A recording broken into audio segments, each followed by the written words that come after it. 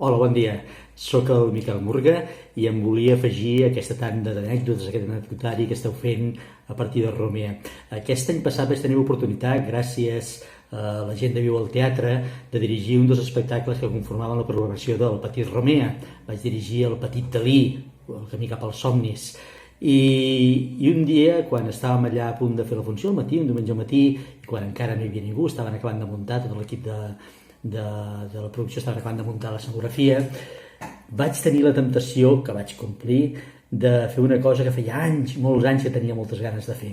Jo recordo la primera vegada que vaig anar a Teatre Romea, jo era molt petitet, jo tenia una tia que es deia Carolina, la meva tia Carolina, tothom tenia una tia, o es diu Carolina, o es diu Josefina, o es diu Pepeta, no sé, però la meva es deia Carolina, i que era la que em portava sempre al teatre. I quan jo era molt petit, recordo que la primera vegada que vaig anar a Romea em va portar allà a veure una versió que feien del Tenorio, la Mari Sampere i el Joan Capri.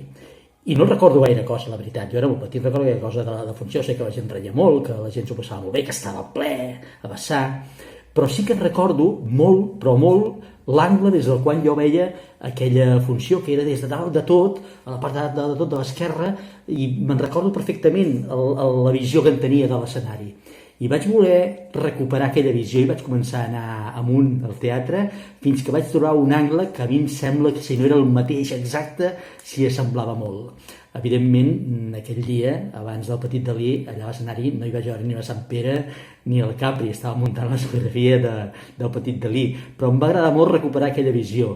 I era una cosa que feia molts anys que pensava que un dia faria, i aquell dia amb el teatre buit i amb ningú que em controlés, vaig poder fer realitat. Em va agradar molt fer-ho. En fi, és una anècdota sense importància, però va ser una anècdota molt personal i que d'alguna manera em va emocionar, certament. En fi, espero que estigueu passant tot això de la pandèmia i el confinament el millor possible. Ja falta poc.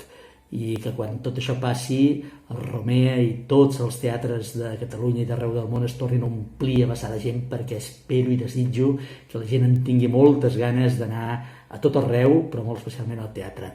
Salut i una mica més de paciència, això s'acaba. Gràcies.